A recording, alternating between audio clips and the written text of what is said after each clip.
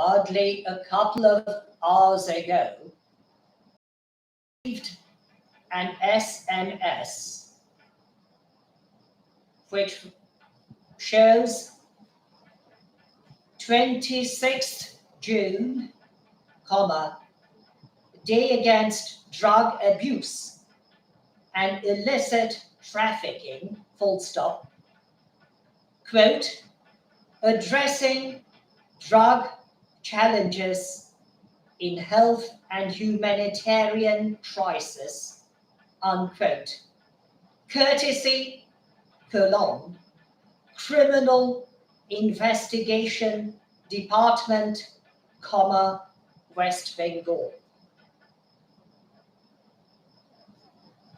Yes, drugs of various types have become detrimental to the human race as a whole. I agree.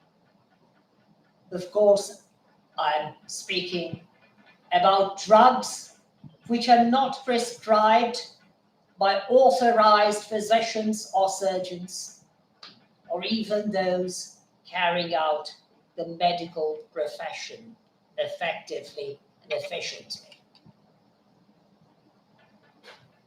But the question does not merely lie in the drugs themselves.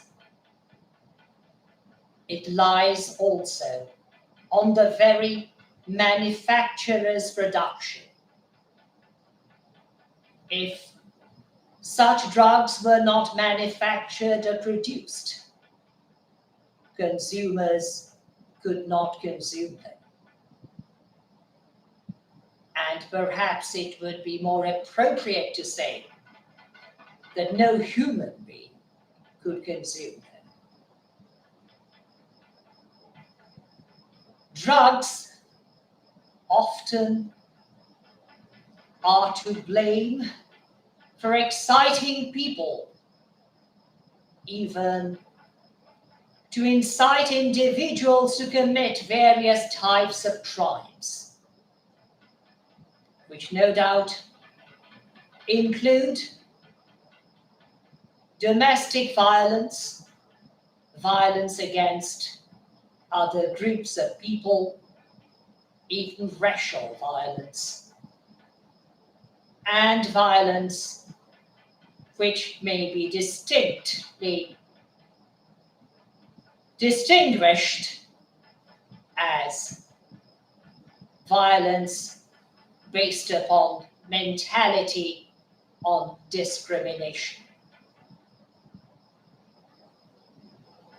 But the question remains why such incidents occur.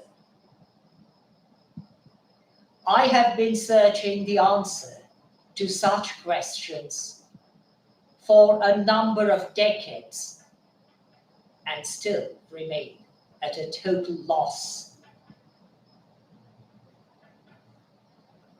Producers must ensure that the wrong kinds of drugs do not reach the consumers who may be seriously affected by such drugs to negativity, if I may use the expression, in inverted commas or in speech marks. Manufacturers are to blame for producing such drugs, which affect human beings to such an effect that they become so violent that they forget humanity as a whole. Dutch courage is often an expression used by many lawyers, and the old proverb that is also well recognized by common law as a whole: he who commits an offense drunk, let him die sober. That proverb may be far-fetched, and I shall most probably be the very last person to support that proverb. People often act under intoxication without knowing what is right and what is wrong.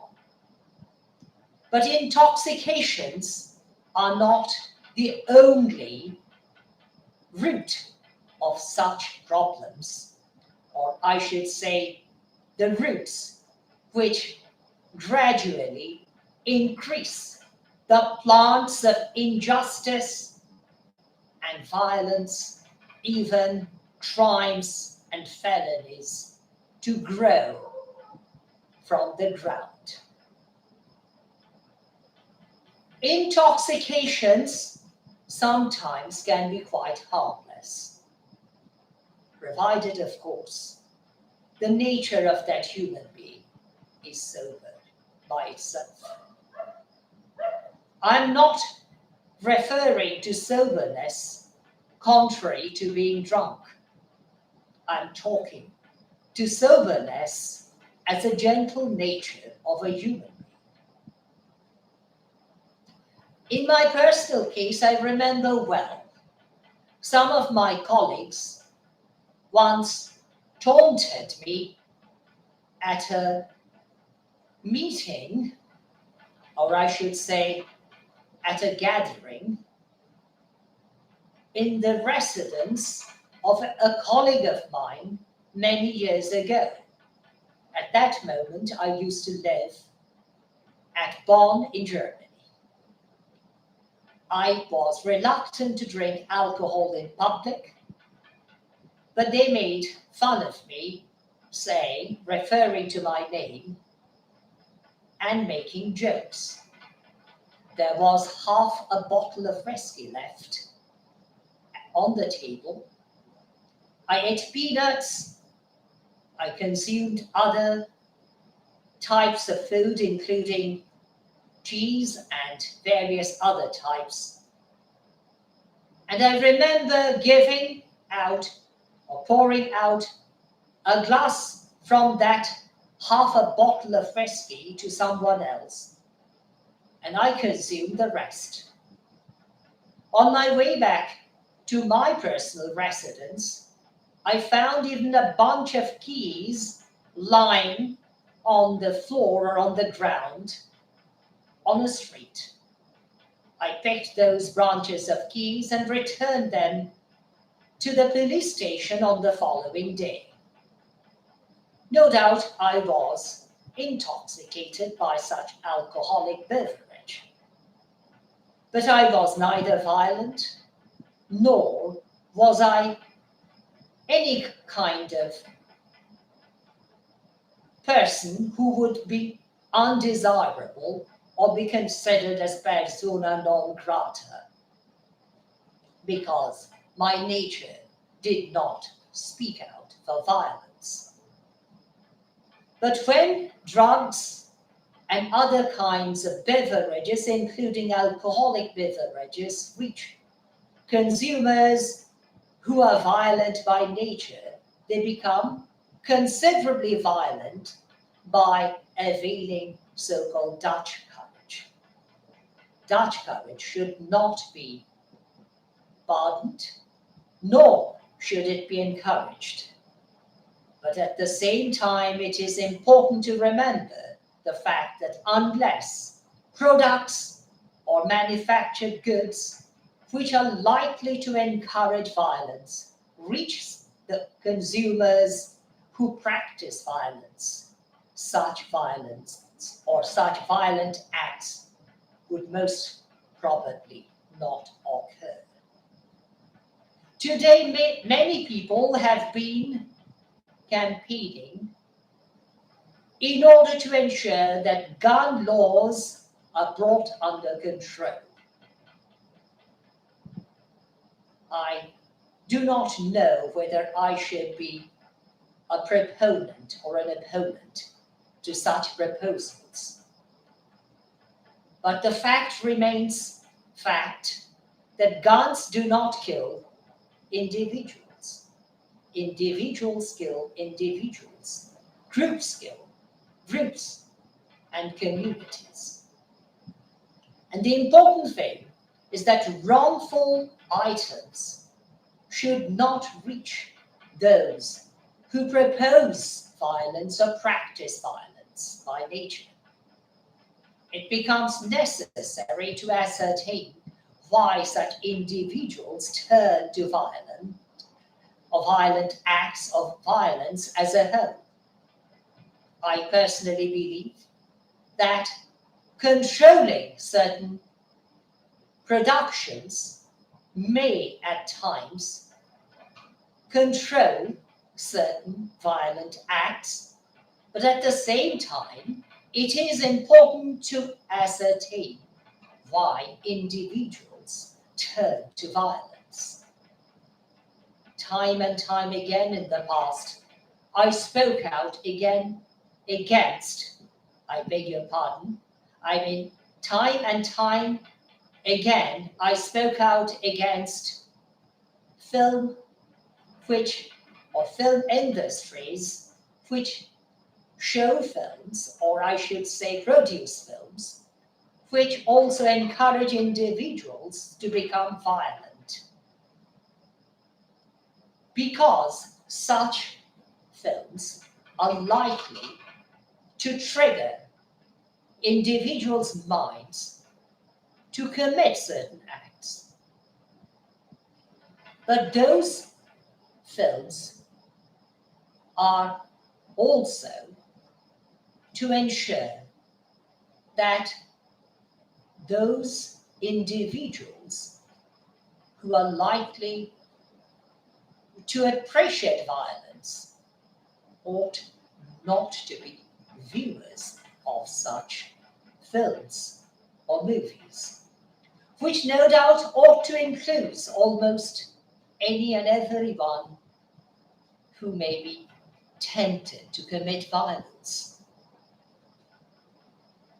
Domestic violence are to be blamed not merely upon the nature of individuals, but also how they are trained, how they are brought up.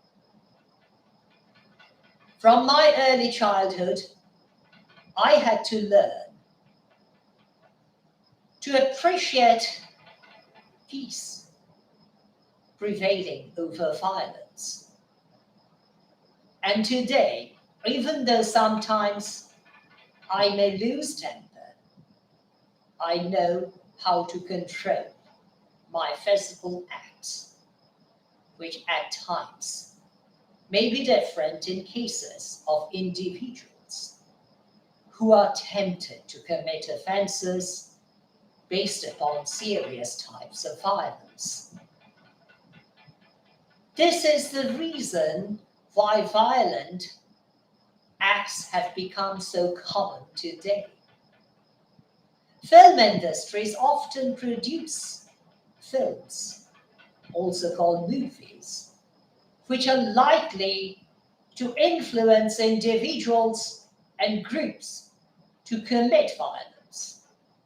I'm referring not merely to acts which are likely to kill individuals, but also domestic violence, violence against women, violence against girls, violence against children, violence against little boys, violence against babies. It is so easy today to access to films and movies which are absolutely disgusting by their own nature, but at the same time, they trigger violence because they, if I may use the expression again, in inverted commas or within speech marks, they intoxicate their viewers to commit violence. So it is not merely drugs or even alcoholic beverages which are likely to encourage individuals to cause violence. Even films and movies are likely to do the same if they're consumed by the wrong individuals. Therefore, it is extremely important today to ensure that such manufactured products, if I may use again, within inverted commas or in speech marks do not reach those consumers who are likely to be affected by such manufactured products, whether they be movies or films or drugs or alcoholic beverages or other manufactured products. This is today decisive. I reiterate the phrase, the old one, guns and weapons do not kill individuals. Individuals kill individuals. Groups kill groups. Communities destroy communities. States destroy states. Therefore, it is decisively important today to discourage such acts by all of us who claim to be worthy human beings, even my most humble self, if I ever be considered to be a worthy human being. This be my claim today. On this, the 26th of June, so-called the Anti-Drugs Day for the world community. I thank all of you and bid you the protection of the same Almighty Creator who created all of us, even those victims who are victimized by their silence. Good night from my country on today, Sunday, the 26th of June of the Gregorian year 2022.